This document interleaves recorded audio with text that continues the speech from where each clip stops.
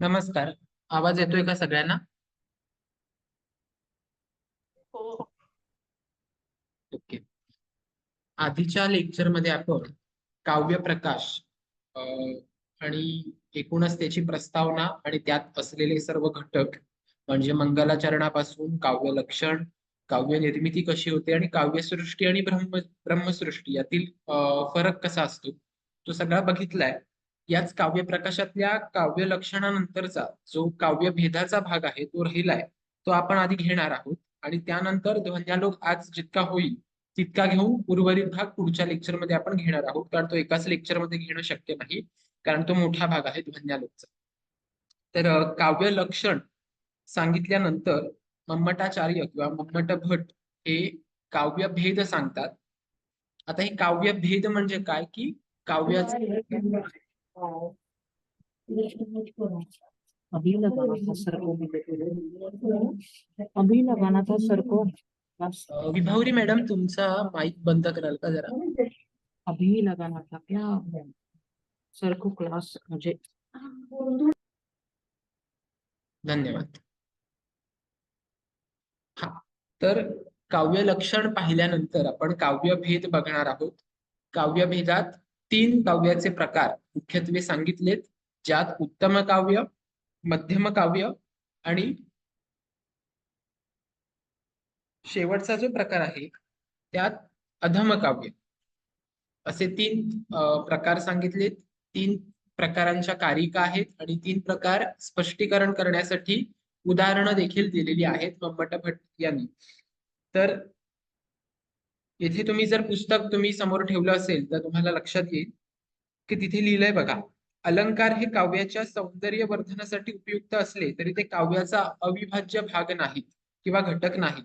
हे आपण मागच्या लेक्चरमध्ये पाहिलं होतं की काव्यात किंवा काव्य रचताना, काव्याची निर्मिती करत असताना अलंकार पाहिजेतच अशी कुठली बंधनात्मक अट नाहीये.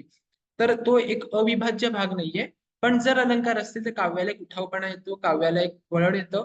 पण जर त्याऐवजी जर इतर प्रकारचे घटक त्यात समाविष्ट असतील तर अलंकार नसले तरी चालतात. त्यामुळे अविभाज्य भाग हा होऊ शकत नाही काव्याचा. जे अलंकार असतात भाषिक अलंकार असं यात म्हटलेलं आहे. त्यामुळे ते अनलंकृत परंतु भावपूर्ण काव्य रम्य ठरू शकते. म्हणजे त्याच्यात जर भावभावना, विविध विचार, त्याचप्रमाणे चांगल्या प्रकारे वर्णन केलेलं असेल तर ते आपल्याला जास्ती रुचतं, जास्ती आवडतं. त्यामुळे इतर वेळी अलंकार पाहिजेतच अशी कुठलीही अट किंवा अविभाज्य घटक असा काव्याचा तो नाही, असं यात त्यांनी म्हटलंय. आता इथे एक उदाहरण दिलेलं आहे. यह कौमारहर स एव ही वरस्ता ऐव चैत्र क्षपा असं हे उदाहरण आहे. त्यात असं पुढे म्हटलंय की सा चैवास्मी तथापि तत्र सुरतव्या पारनील विधौ रेवारोधसी वेतसी तरुतले चेतः समुत्कंठते. आता याचा अर्थ आपण सुरुवातीला पाहूयात की नेमकं या उदाहरण म्हणून काय म्हणतात.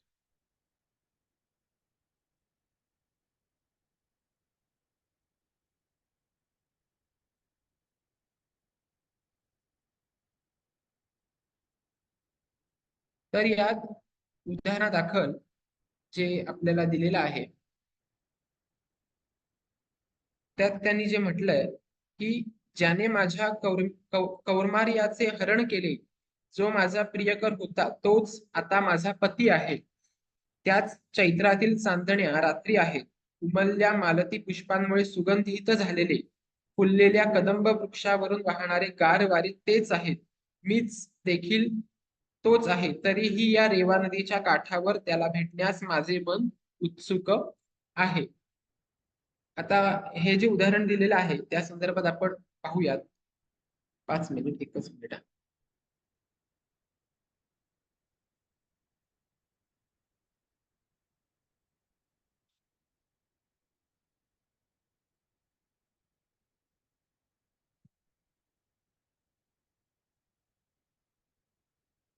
आता इथे पुढे त्यांनी म्हटलंय की अत्र स्फुटो न कश्चित अलंकार, की येथे कोणताही स्फुटो अलंकार किंवा स्फुट अलंकार नाही, की फक्त कुठलाच अलंकार म्हणजे आपण मगाशी जे वक्तव्य केलं मम्मट भट्टांनी म्हटल्याप्रमाणे की काव्याचा अविभाज्य भाग अलंकार होऊ शकत नाही किंवा घटक नाही, अविभाज्य घटक नाही असं जे म्हटलंय त्याचं स्पष्टीकरण देण्यासाठी हे उदाहरण दिलंय.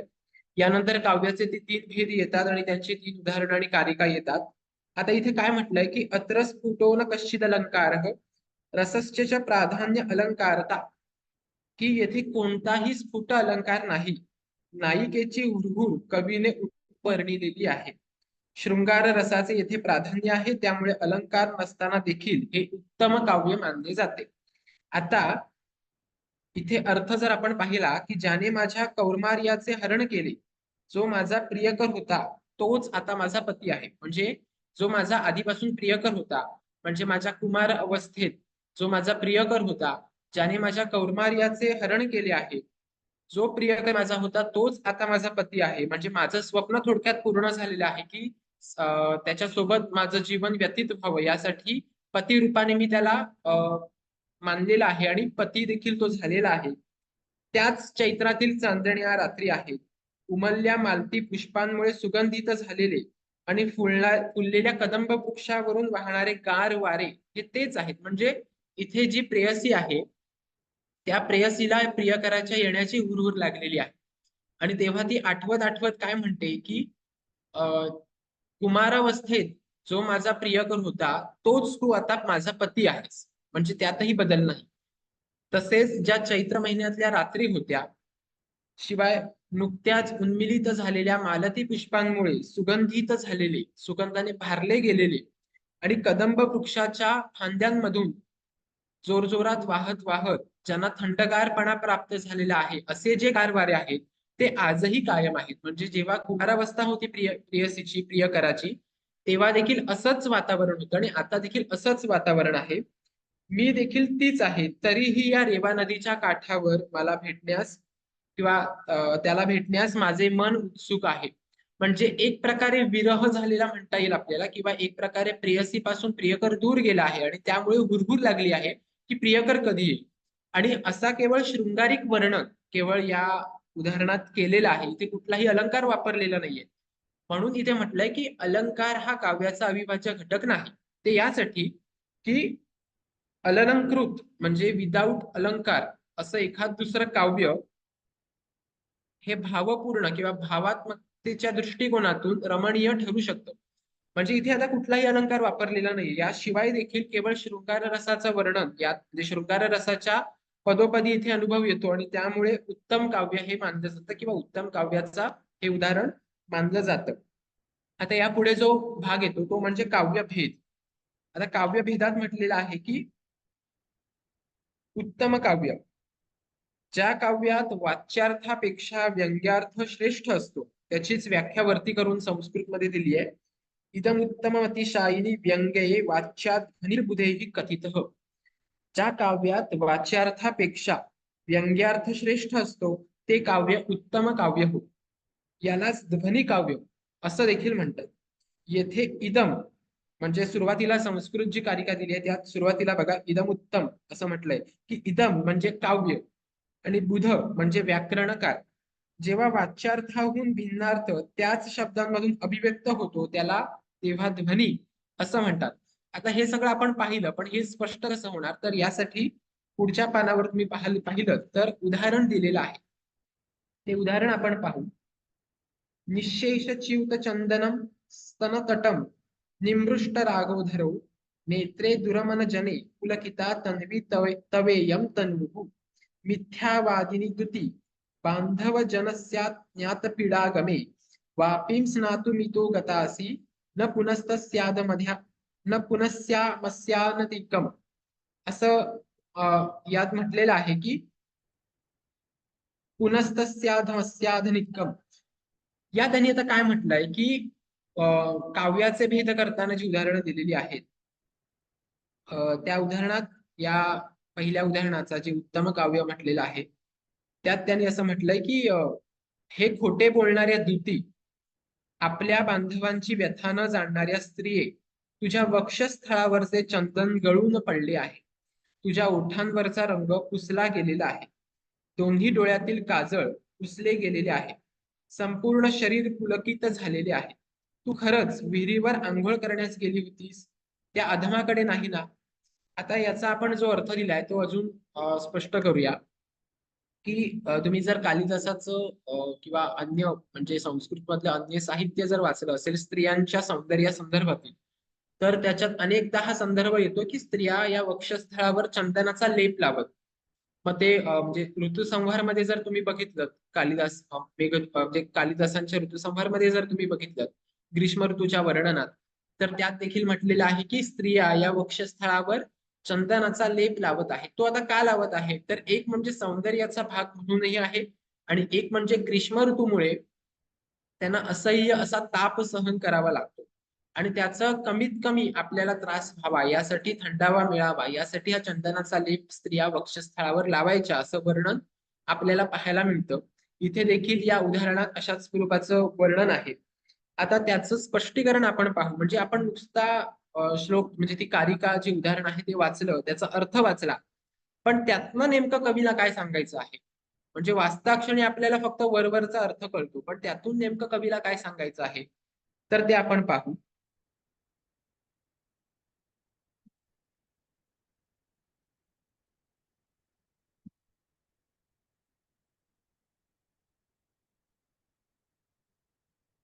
यात असं म्हटलंय की जी खंडित नायिका आहे, ती नायिका काय म्हणते की म्हणजे ती नायिका जी द्युती असते तिला उद्देशून बोलते की तुझ्या वक्षस्थळावरचं चंदन गळून पडलं आहे, तुझ्या ओठांवरचा रंग पुसला गेलेला आहे, डोळ्यातील काजळ देखील पुसलं गेलेलं आहे, संपूर्ण शरीर पुलकित झालेलं आहे. मग तू खरंच विहिरीवर आंघोळ करायला गेली होतीस का, की त्या अधमात गेली होतीस. आता अधम म्हणजे काय, की जो म्हणजे एक नायक आहे, त्या नायकाकडे तू रममाण करायला गेलेलीस का, की त्या नायकासोबत क्रीडा करायला गेलेलीस का, असं नायिकेला, खंडिता नायिका जी आहे तिला तिला उद्देशून सांगायचंय.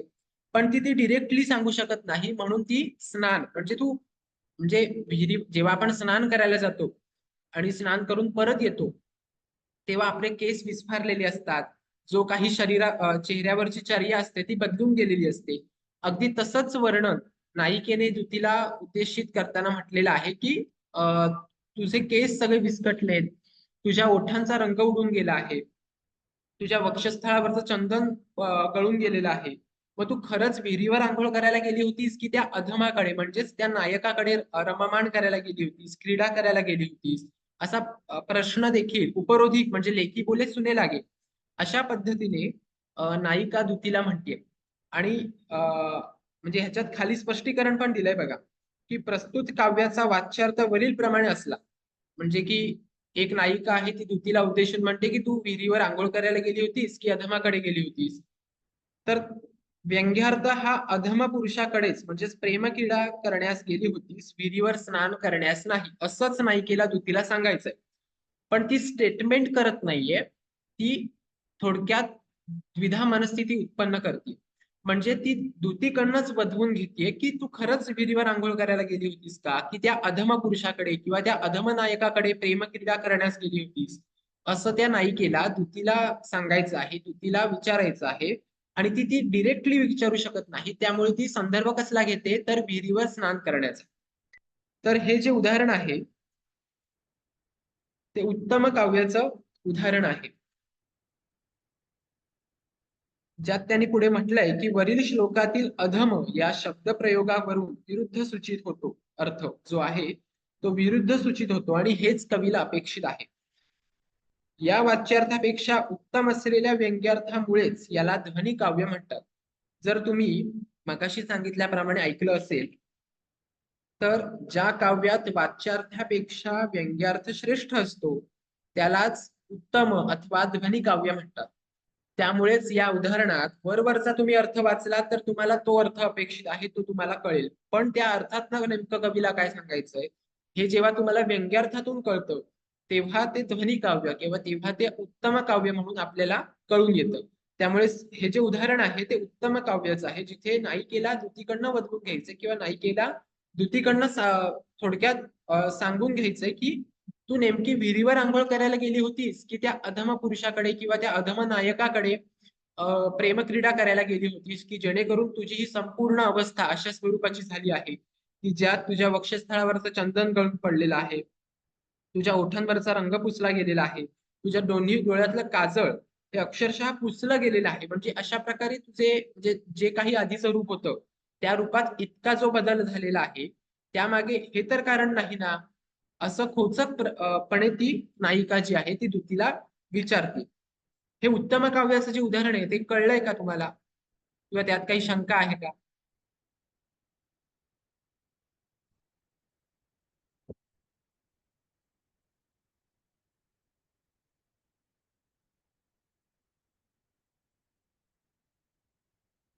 हॅलो.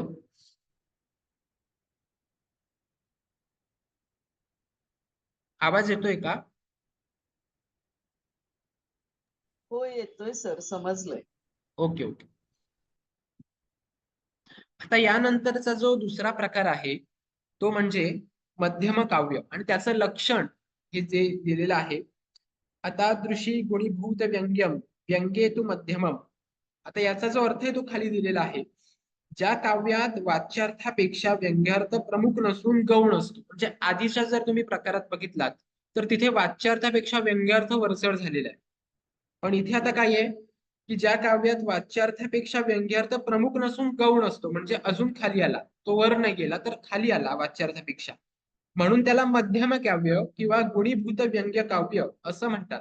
यात व्यंग्यार्थ हा वाच्यार्थाची शोभा वाढवतो म्हणून व्यंग्यार्थ गौण होतो आणि वाच्यार्थ प्रमुख ठरतो. आधीच्या उदाहरणात जर किंवा आधीच्या प्रकारात तुम्ही बघितलं तर वाच्यार्थाला सहाय्यक प्रमुख सहाय्यक जो ठरतो तो व्यंग्यार्थ ठरत होता. त्यामुळे आधीच्या उदाहरणात आधीच्या प्रकारात व्यंग्यार्थ प्रमुख होता. पण यात आता नेमकं उलट आहे. यात वाच्यार्थ प्रमुख आहे आणि व्यंग्यार्थ गौण स्वरूपाचा आहे, म्हणजे तो केवळ एक सहाय्यकाची भूमिका बजावतो, तो प्रमुख भूमिका बजावत नाही जो वाच्यार्थ यात बजावतो. त्यामुळे याला गुणीभूत व्यंग्य काव्य असं म्हणतात. आता त्याचं उदाहरण खाली दिलेलं आहे. ग्राम तरुणम तरुण्या नवमंजुल मंजरी सनाथकरम पश्यंता भवती मुहुर्नितरम मलिना मुखच्छाया. मुहुर्नितरम मलिना मुखच्छाया. आता यात कवीला नेमकं काय सांगायचंय तर आधी आपण याचा अर्थ बघूया. आधी जसा बघितला अर्थ तसा की येथे एका नायिकेचं वर्णन करताना कवी म्हणतो की नुकतीच तोडलेली अशोक वृक्षाची फुलांनी बहरलेली फांदी घेऊन येणाऱ्या तरुण प्रियकराला पाहून तिच्या मुखाची वारंवार म्हणजे इथे मुखाची छाया वारंवार लांब होते, म्हणजे थोडक्यात भावभावना दाटून येतात. आपला प्रियकर आपल्याकडे चालत येत आहे, त्याच्या हातात फुलांनी बहरलेली फांदी आहे, त्यामुळे त्या भावभावना चेहऱ्यावर दिसायला सुरुवात होते. आता या उदाहरणात तरुणाच्या हातात असलेली मंजुला कुंजात भेटण्याचे आमंत्रण देऊनही नायिका तेथे आली नाही हे सूचित करते. परंतु तिच्या मलिन झालेल्या मुखाचे वर्णन तिच्या मनातील अपराधाची भावना अधिक प्रभावीपणे स्पष्ट करते. म्हणून येथे व्यंग्यार्थापेक्षा वाच्यार्थ अधिक सुंदर ठरतो. म्हणून येथे गुणीभूत व्यंग्य काव्य आहे. आता याचं स्पष्टीकरण आपण पाहू.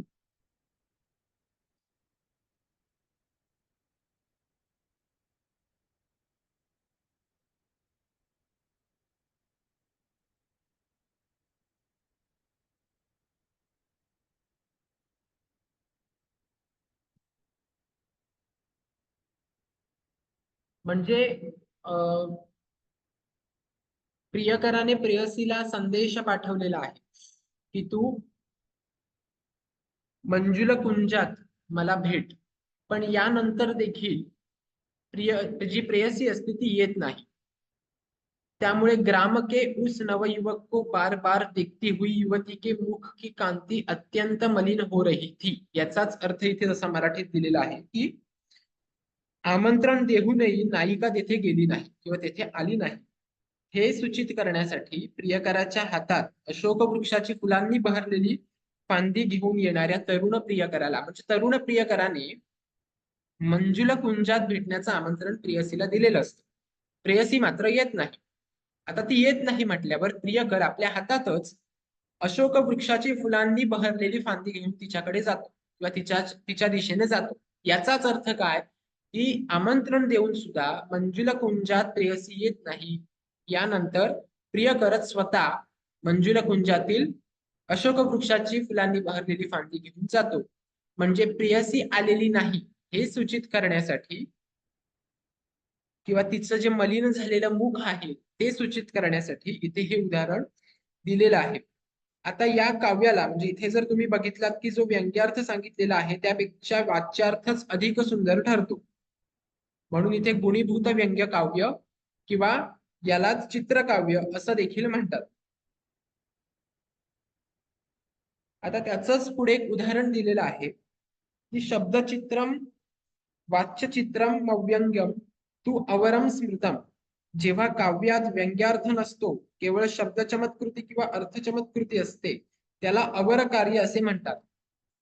येथे व्यंग्यार्थ जाणवत नाही, केवळ शब्दालंकार अर्थालंकार यांनी काव्याचे सौंदर्य वाढवलेले असते. आता यात नेमकं काय म्हटलंय की जे पुढे उदाहरण दिलंय पहा की ज्याचा जो अर्थ आहे, उदाहरण काय दिलं आहे की स्वच्छंदो छंद कच्छ कुहरत छाते रामृत छटा. असं एकूण 4 ओळींचं किंवा 4 लाईन्सचं एक उदाहरण दिलेलं आहे, ज्यात शब्दचित्रम वाच्यचित्रम मव्यंग्यम तू अवरम स्मृतम, की जेथे काव्यात व्यंग्यार्थ नसतो, केवळ शब्द चमत्कृती किंवा अर्थ चमत्कृती असते, त्याला अवर कार्य किंवा अवर काव्य असं देखील म्हणतात. येथे व्यंग्यार्थ जाणवत नाही, केवळ शब्दालंकार अर्थालंकार यांनी काव्याचे सौंदर्य वाढवलेले असते. म्हणजे तुम्ही जर आधी पाहिलात, एकदम आधी मी सांगितलेलं होतं की अलंकार हा काव्याचा अविभाज्य भाग असू शकत नाही. यानंतर काव्याचे भेद आपण उत्तम काव्य मध्यम काव्य बघितले, ज्यात व्यंग्यार्थ येतो वाच्यार्थ येतो, मात्र कुठे अलंकाराची मोठ्या प्रमाणात चर्चा केलेली नसते. मात्र आता अवर काव्य जे आहे त्याच्यात शब्दालंकार आणि अर्थालंकार यांनी काव्याचं सौंदर्य कसं वाढवलेलं आहे हे स्पष्ट करून सांगितलेलं आहे. आणि त्यासाठी आपल्याला जे उदाहरण दिलेलं आहे त्याचा सुरुवातीला आपण अर्थ पाहूयात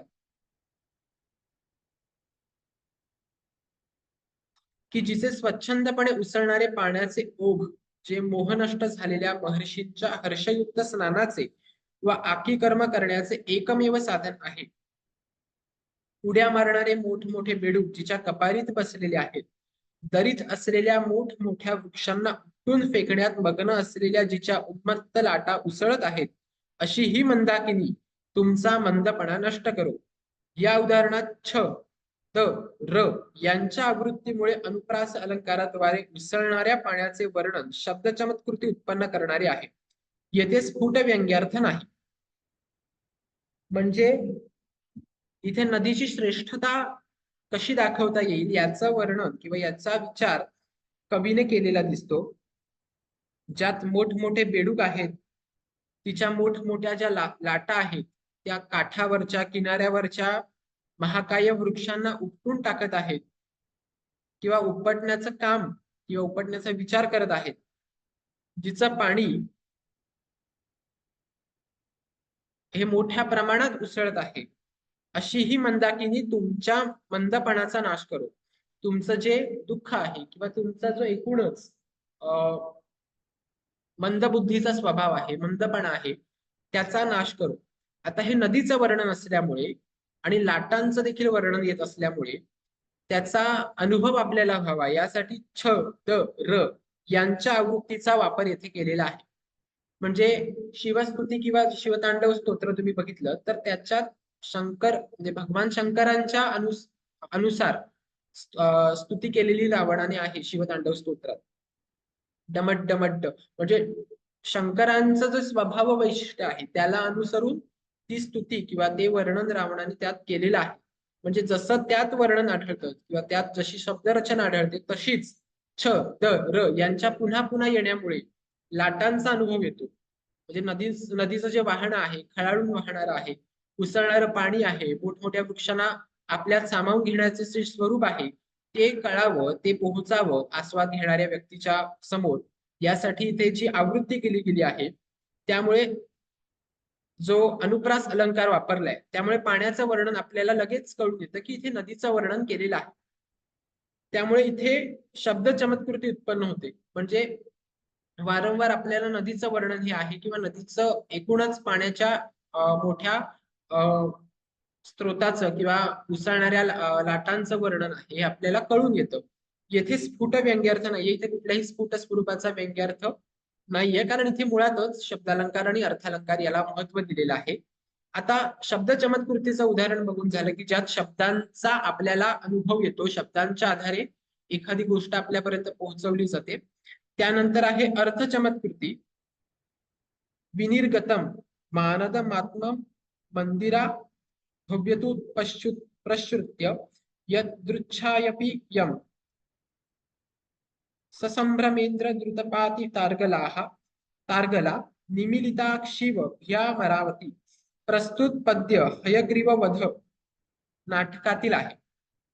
आता याचा जो अर्थ आहे तो शत्रूंचा अभिमान नष्ट करणारा हयग्रीव कोणत्याही कारणाशिवाय भ्रमणार्थ आपल्या महालातून बाहेर पडल्याचं ऐकून देवराज इंद्राने अमरावती नगरीच्या द्वाराला अर्गला घातल्याने तिने जणू काही भयाने डोळे गच्च मिटलेले आहेत. येथे निमिलिताक्षिव अमरावती म्हटल्याने उत्प्रेक्षा अलंकार आहे. येथे रसादींच्या व्यंग्यार्थापेक्षा अमरावतीचे वर्णन अधिक रंजक आहे. अर्थ चमत्कृतीमुळे हे चित्रकाव्याचे उदाहरण मम्मटाने दिलेले आहे.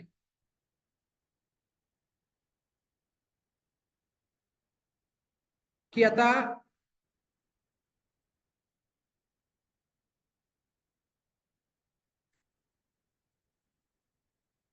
जे वर्णन केलेलं आहे त्यात हयग्रीव जो आहे त्याच्या वीररसाचं देखील वर्णन आहे की शत्रूंचा अभिमान नष्ट करणारा, म्हणजे आपण शुभंकरोती म्हणताना देखील म्हणतो बघा, शत्रूंची बुद्धी नष्ट हो, शत्रू नष्ट होऊ दे नको. अगदी त्याचप्रमाणे शत्रूंचा जो काही गर्व आहे, शत्रूंचा उन्मत्तपणा आहे, शत्रूंचा गर्व आहे, अहंकार आहे, तो नष्ट करणारा जो हयग्रीव आहे तो कोणत्याही कारणाशिवाय भ्रमणार्थ आपल्या महालातून बाहेर पडल्याने ऐकून देवराज इंद्राने अमरावती नगरीच्या द्वाराला अर्गला घातल्याने तिने जणू काही भयाने डोळे गच्च मिटलेले आहेत. आता इथे मम्मटांनी किंवा मम्मटाचार्यांनी चित्रकाव्याचं उदाहरण हे दिलेलं आहे ज्यात वीररस तर आपल्याला दिसून येतोच, याशिवाय हयग्रीव नगराच्या बाहेर पडल्यामुळे घाबरलेल्या इंद्राने किंवा भयभीत झालेल्या इंद्राने अमरावती नगरीचं संरक्षण करण्यासाठी अर्गला घातली किंवा थोडक्यात एक प्रतिबंध केला नगरीला. आणि त्यामुळे असा जो हयग्रीव आहे जो भ्रमणार्थ आपल्या महालातून बाहेर पडला आहे, ही जी वार्ता जेव्हा इंद्रांना समजते तेव्हा इंद्र भयभीत होतात आणि अमरावतीचं रक्षण करण्यासाठी ते पुढे सरसावतात. त्यामुळे इथे निमिलिताक्षिव अमरावती म्हणजे नगरीच्या द्वाराला अर्गला घातली, प्रतिबंध केला, आणि त्यामुळे जे काही भयाचं वातावरण निर्माण झालं त्यामुळे या अमरावतीने गचकन डोळे मिटलेले आहेत. म्हणजे कधी कधी भूकंप झाला किंवा कधी कधी जोराचा पाऊस पडला, कधी कधी अचानक वीज कोसळली की मानवी स्वभावानुसार आपण डोळे थोड्या क्षणापुरते का होईना लगेच मिटतो, जेणेकरून का की जो काही भीतीदायक अनुभव आहे किंवा भीतीदायक जो काही भाव आहे तो व्यक्त करता येईल यासाठी. अगदी त्याच प्रकारे अर्गला घातल्यामुळे, प्रतिबंध केल्यामुळे अमरावती नगरीने गच्च डोळे भयाने मिटलेले आहेत. म्हणजे तिला ते पाहवत नाहीये की हयग्रीव बाहेर आले आणि त्याचं भय इंद्राला वाटल्यामुळे तिने प्रतिबंध केलाय अमरावती नगरीला की जेणेकरून अमरावतीचं रक्षण व्हावं, अमरावतीमध्ये हयग्रीवाने शिरकाव करता कामा नये यासाठी अर्गला घातली आहे, प्रतिबंध केला आहे. आणि त्यामुळे इथे अर्थ चमत्कृती झाली आहे. म्हणजे थोडक्यात इथे अर्गला घातली म्हणजे काय की थोडक्यात प्रतिबंध केलेला आहे तिथे, आणि यामुळे अर्थ चमत्कृती निर्माण होऊन हे चित्रकाव्याचं जे म्हणजे थोडक्यात चित्र आपल्यासमोर उभं राहतं की कशा प्रकारे या श्लोकातनं सांगितलेलं आहे. तर हयग्रीवाचं भय हे इंद्राला वाटतं आणि त्यामुळे इंद्र ही कृती करतो. हे जे उदाहरण आहे ते मम्मटाने आपल्याला दिलेलं आहे. तर इथे काव्य प्रकाशाचा भाग संपलाय. आपण कोणाच्या काही शंका आहेत का? आतापर्यंत एकूण काव्यप्रकाशाच्या शिकवलेल्या म्हणजे मंगलाचरणापासून काव्यभेदाच्या भागापर्यंत शिकवलेल्या एकूण भागावर कोणाच्या काही शंका किंवा प्रश्न काही आहेत का? किंवा प्रश्नसंचातील प्रश्नांवर कोणाच्या शंका काही आहेत का?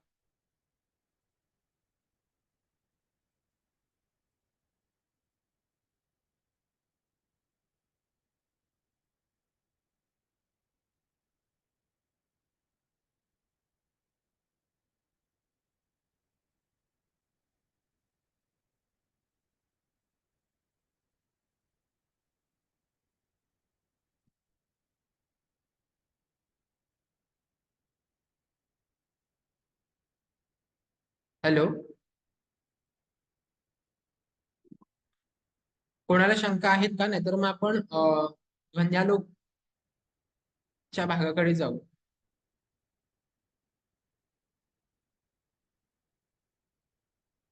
हॅलो, आवाज येतोय का?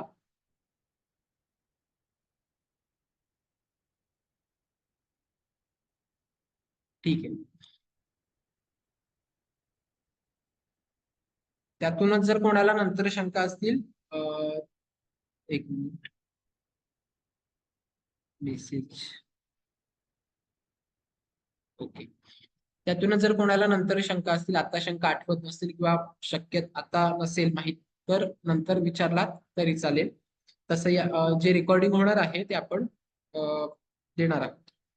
तर यानंतरचा जो भाग आहे त्याची आज आपण प्रस्तावना जेवढी होईल तितकी आणि ध्वन्यालोकचा सुरुवातीचा काही भाग पाहणार आहोत आणि नंतरचा भाग पुढच्या लेक्चरमध्ये पाहणार आहोत, कारण एकाच लेक्चरमध्ये आपण हे पूर्ण करणार नाही आहोत.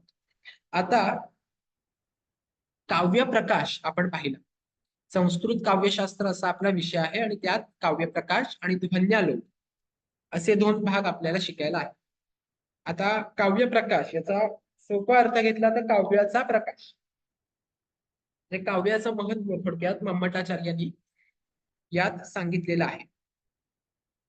अगदी त्याच प्रकारे ध्वन्यालोक मध्ये देखील काव्याचा आत्मा काय आहे, काव्याचा जो गाभा आहे, काव्याचं जे मूळ आहे ते काय आहे आणि त्याचं स्वरूप कसं आहे, यावर सगळा हा ध्वन्यालोक आधारलेला आहे.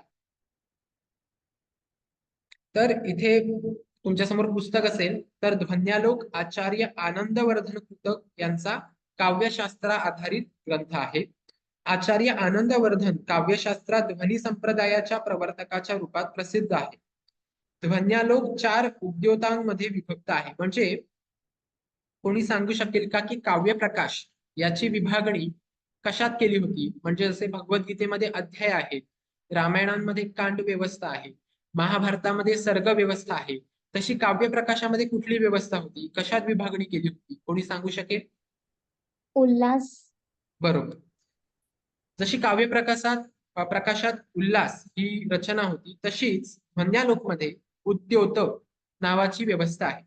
म्हणजे जे काही भाग आहेत त्यांची विभागणी केलेली आहे आणि त्या विभागाला एक नाव देत त्यांच्या समोर नंबर्स टाकलेले आहेत. म्हणजे प्रथम उल्हास, द्वितीय उल्हास, जसं काव्यप्रकाशात आढळतं अगदी तसंच ध्वन्यालोकमध्ये पहिला उद्योत, दुसरा उद्योत असं आढळून येतं.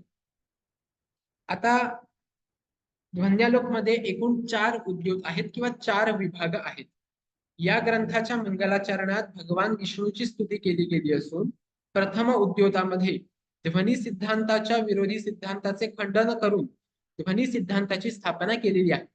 म्हणजे इथे आनंदवर्धनांनी काय केलं आहे तर ध्वनी सिद्धांतावर ज्यांनी कोणी टीका केली आहे त्या 3 अभाववादींचं मत पुढे दिलेलं आहे, तेही आपण पाहणार आहोत.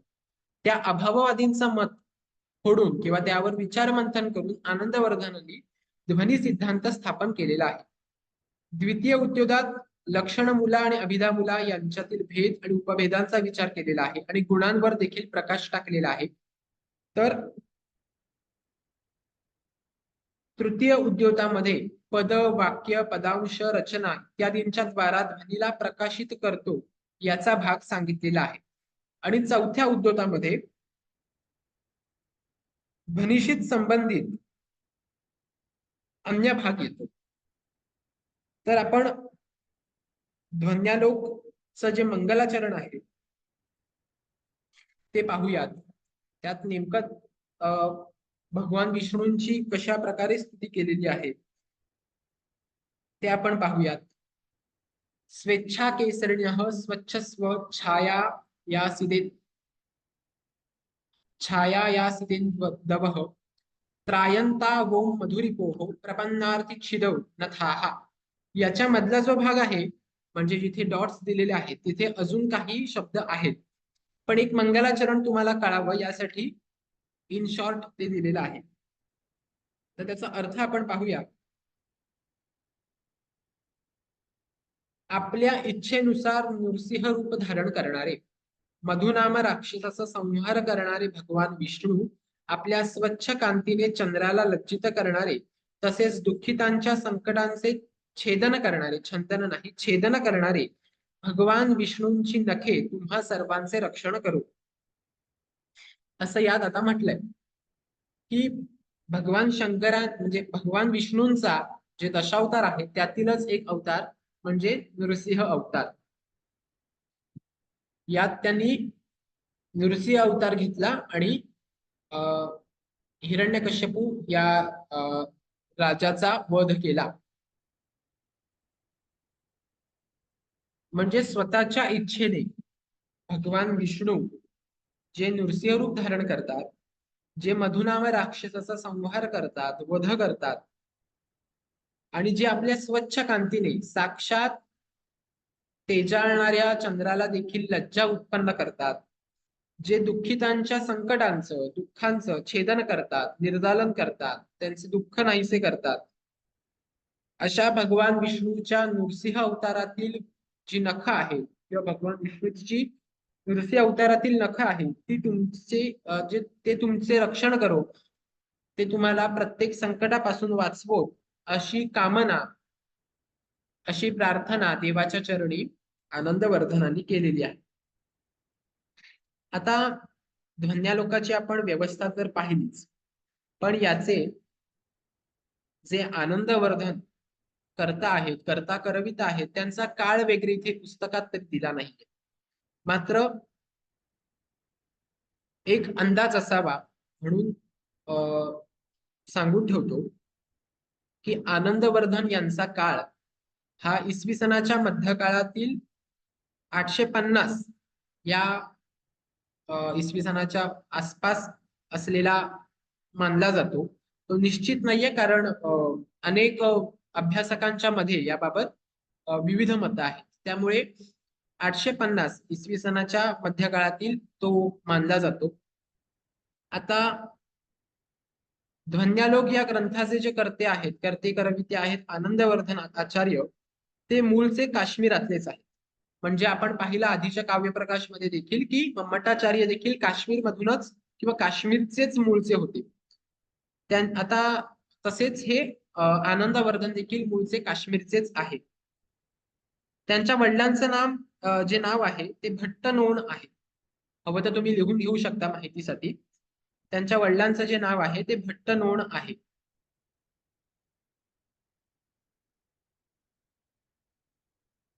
आणि ही जी गोष्ट आहे म्हणजे त्यांच्या वडिलांच्या नावाची जी निश्चिती आहे ती राजतरंगिणी म्हणजे कल्हणाने निर्माण केलेली राजतरंगिणी यात देखील सांगितलेली आहे.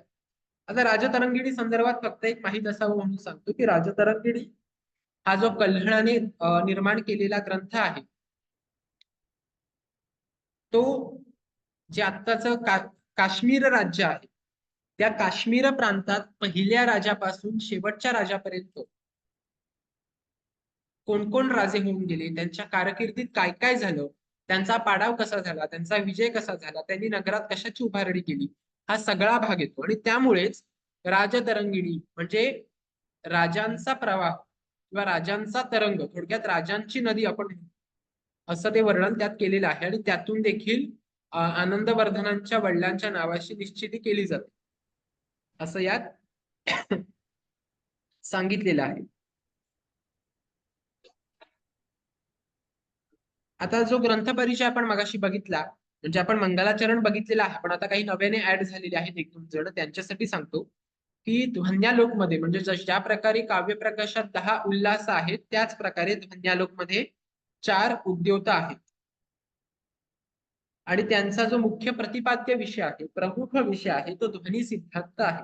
ध्वनीचे वेगवेगळे पैलू जे काव्याचं प्रमुख आहे, काव्याचं मूळ आहे ध्वनी, ते विशद करावं याच्यावरच जास्तीत जास्त भर हा आनंदवर्धन आचार्यांनी दिलेला आहे. मगाशी प्रथम, द्वितीय आणि तृतीय उद्योगामध्ये नेमकं काय काय सांगितलेलं आहे हे आपण पाहिलं. चतुर्थ उद्योगामध्ये सांगायचं झालंच थोडक्यात तर प्रतिभाशाली कवी ध्वनि के द्वारा प्राचीन भाव, अर्थ, उक्ति आदि को नूतन चमत्कार प्रदान कर सकते हैं. म्हणजे जे प्रतिभावंत कवी आहेत ते ध्वनीच्या आधारे काव्याला सौंदर्य देऊ शकतात, उभारी देऊ शकतात, उठावपणा देऊ शकतात. आणि हे जे वचन आहे, ही जी बाब आहे, ती स्पष्ट करण्याचं काम या चतुर्थ उद्योगामध्ये म्हणजे चौथ्या उद्योगामध्ये करण्यात आलेलं आहे. आणि त्यासोबतच अन्य विषय देखील येतात. मंगलाचरण आपण पाहिलं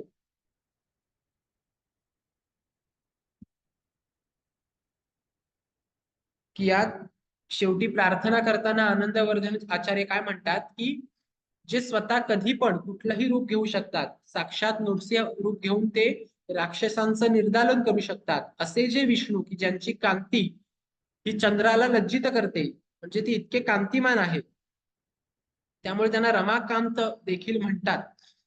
म्हणजे रमेचा कांत म्हणजे कांतीच्या दृष्टीने आपण म्हणणार नाही, रमाकांत शब्दाची फोड करायची झाली तरी, पण रमाकांत हे नाव देखील एक आहे रमेचा कांत या नावाने. म्हणजे थोडक्यात त्यांचं शरीर हे इतकं प्रकाशाने भरलेलं आहे, इतकं तेजोमान आहे की ते साक्षात चंद्राला लज्जा उत्पन्न करतं. चंद्र त्यांच्या समोर खुजावट. असे जे विष्णू आहेत त्या विष्णूंची नख तुमचं रक्षण करो, तुमच्या संकटांचं, तुमच्या अरिष्टांचं निर्दालन करू, ती मुळापासून नष्ट करू, अशी प्रार्थना आनंदवर्धन करतात. आणि त्यानंतर ते पुढच्या कारिकेत सांगतात की काव्यस्य आत्मा ध्वनी इति, की काव्याचा जो आत्मा आहे तो आहे ध्वनी. म्हणजे आपण काव्य प्रकाशात काव्याची लक्षणं, काव्याचे भेद, त्याच प्रकारे काव्याचं प्रयोजन, का काव्य निर्माण करावं हे सगळं पाहिलं.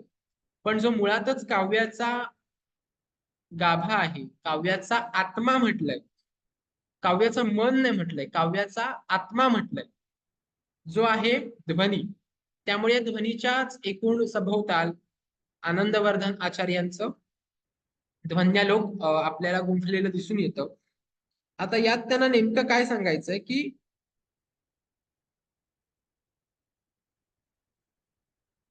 त्याच्यात त्यांनी खाली एक उदाहरण पण दिलंय की केचित वाचां स्थितम विषये, की विद्वान लोकांद्वारे ध्वनी हाच काव्याचा आत्मा आहे असे परंपरेने सांगितले गेले आहे.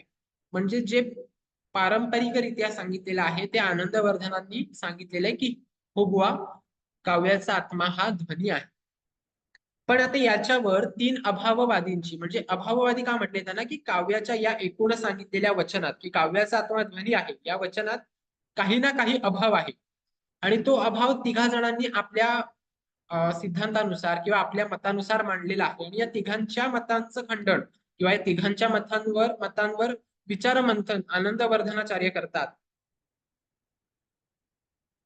त्यात पहिला जो भाग येतो, पहिलं जे मत येतं अभाववादींचं, त्यात ते काय म्हणतात की ध्वनीचा काही लोक अभाव मानतात, तर इतर लोक त्या ध्वनीला लक्षणांतर्गत मानतात.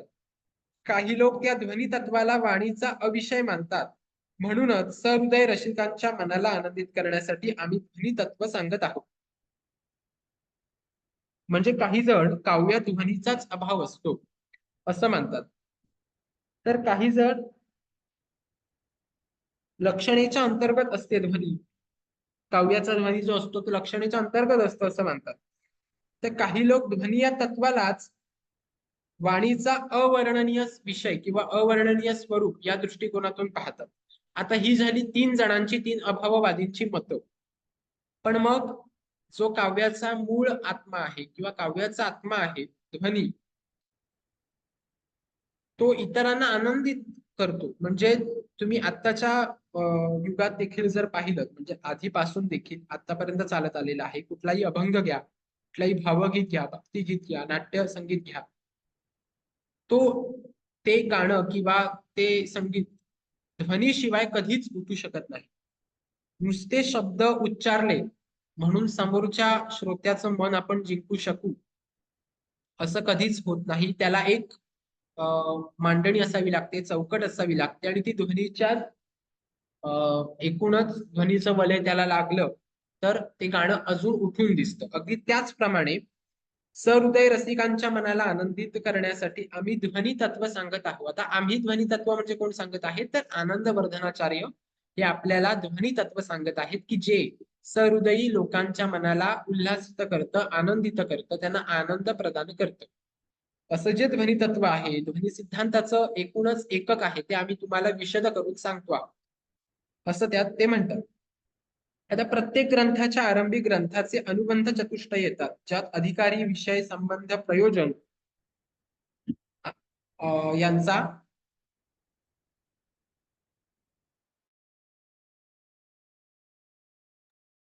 समावेश होतो. आता यात सुरुवातीला येतं की शास्त्रावधौ तेन वक्तव्य संबंध प्रयोजन अधिकारी. यातलं जे अनुबंध चतुष्टय आहे त्यातला पहिला भाग जो आहे तो अधिकारी. त्यात काय म्हटलंय की ध्वन्यालोक ग्रंथाचा अधिकारी म्हणजे ध्वनी जिज्ञासू होय. संपूर्ण वेद वेदांग याचा अभ्यास असलेले, निर्मळ अंतःकरण असलेले, नित्य नैमित्तिक प्रायश्चित्त उपासना कर्म करणारे साधन चतुष्ट संपन्न प्रमाता जो ध्वनीविषयी जाणू इच्छित आहे तो या ग्रंथाचा अधिकारी आहे. म्हणजे जो सर्व वेदविद्येत पारंगत आहे, ज्याला ध्वनीचं स्वरूप जाणून घ्यायचं आहे तो या ग्रंथाचा अधिकारी आहे. म्हणजे त्याला मुळात पहिला हक्क म्हणू आपण किंवा पहिला अधिकार आहे हे सगळं जाणून घेण्याचा की ज्याला आतूनच जिज्ञासा आहे तो या ग्रंथाचा अधिकारी होतो. इथे कोणाचे नाव स्पष्ट करून सांगितलं नाहीये, पण असा जो कोणी असेल तो या ग्रंथाचा अधिकारी होतो. आता विषय की ध्वन्यालोक ग्रंथाचा विषय म्हणजे काव्यस्य आत्मा ध्वनी इति, की काव्याचे आत्मतत्वच हे ध्वनी आहे. हा विषय लोकांपुढे उपस्थापित करून ध्वनीलाच काव्याचे आत्मतत्व मानावे असा विषय म्हणजे असं प्रतिपादन करण्यात येतं. म्हणजे हे जे आपण आता अनुबंध चतुष्टय बघितले ते एक प्रकारे आपण एखादा शाळेत प्रोजेक्ट करत असू तर ज्याप्रमाणे प्रोजेक्टला गृहीतक असतात, अनुक्रमणिका असते, संदर्भ सूची असते, अगदी त्याचप्रमाणे ग्रंथाला देखील हे 4 विषय अत्यंत महत्वाचे असतात. की आपण पहिलं जे बघितलं अधिकारी, की या ग्रंथाचा उपभोक्ता नेमका कोण असू शकतो की ज्याला जिज्ञासा आहे, जो जो जो वेदविद्येत पारंगत आहे, ज्याला ध्वनीविषयी सगळं जाणून घ्यायचं आहे, ध्वनीविषयीचं त्याला कुतूहल आहे, औत्सुक्य आहे, असा जो कोणी आहे त्याला तो अधिकारी या ग्रंथाचा होतो.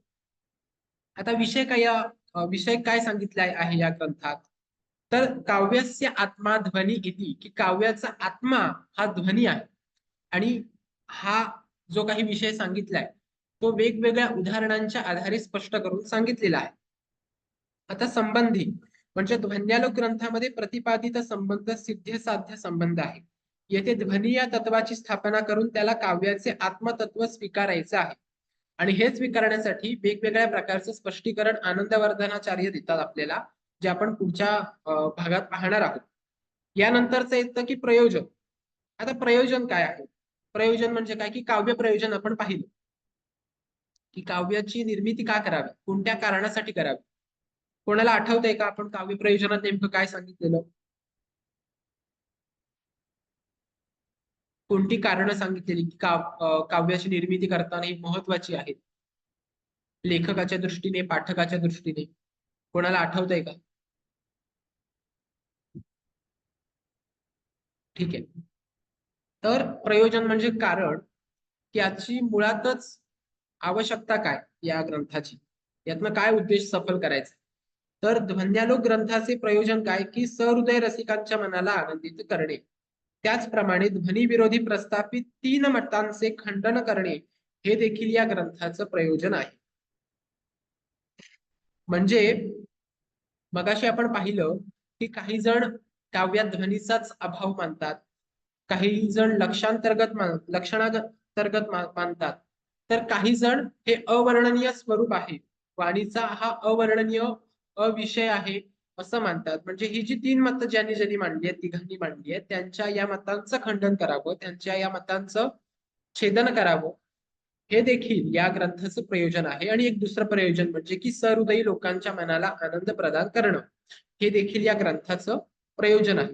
म्हणजे आज आपण बघितलं की प्रस्तावना बघितली आपण, त्याची रचना बघितली, शिवाय त्याचा जो अधिकारी आहे, जे कोणाला त्याचा मुळात अधिकार प्राप्त होऊ शकतो, तो पाहिला, त्याचा विषय पाहिला, त्याचं प्रयोजन पाहिलं, संबंधी पाहिली, म्हणजे अनुबंध चतुष्टय आपण ध्वन्यालोक ग्रंथाचे पाहिले, की ज्यात नेमकं कवीला किंवा कवीच्या दृष्टिकोनातनं काय महत्वाचं आहे हा भाग येतो. आता यापुढे जे दिलेलं आहे की बुधेहि काव्यतत्त्वविद्भिः काव्यस्य आत्मा ध्वनि इति सत्नीतः परंपरया य सन्मानात् पूर्वः सम्यक आसत्मत्तात् नान्तः प्रकटित, की काव्य जाणणाऱ्या विद्वानांनी काव्याचा आत्मा ध्वनी आहे असे म्हटले आहे.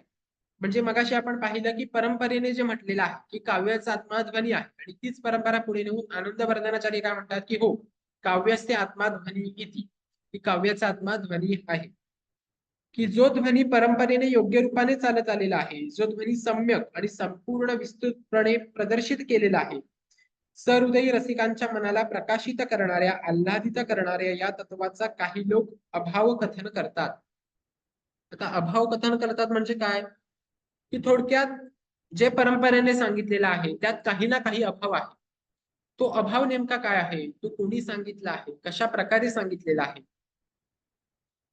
हे आपण पुढच्या लेक्चरला पाहूयात. सद्यस्थितीत आपण ध्वन्यालोकचा जो काही भाग आहे तो इथेच थांबवूयात. शिकवलेल्या भागापर्यंत कोणाला काही शंका आहे का, प्रश्न आहेत का? काव्य प्रकाश आणि ध्वन्यालोकाचा आता प्रयोजना संदर्भात प्रयोजनाच्या इथला भाग जो आहे, प्रयोजनापर्यंतचा भाग जो आहे प्रस्तावनेपासून ध्वन्यालोकाच्या, यावर काही शंका प्रश्न कोणाचे आहेत का? आवाज येतोय का सगळ्यांना?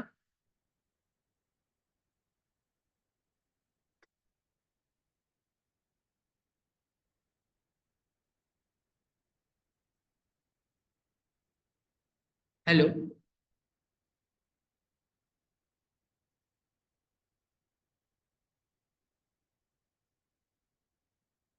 आवाज येतोय का? म्हणजे शंका प्रश्न जर नसतील तर आपण इथेच थांबू. कदाचित उद्या लेक्चर होईल, त्याची लिंक झाली तर आज मी पाठवेन.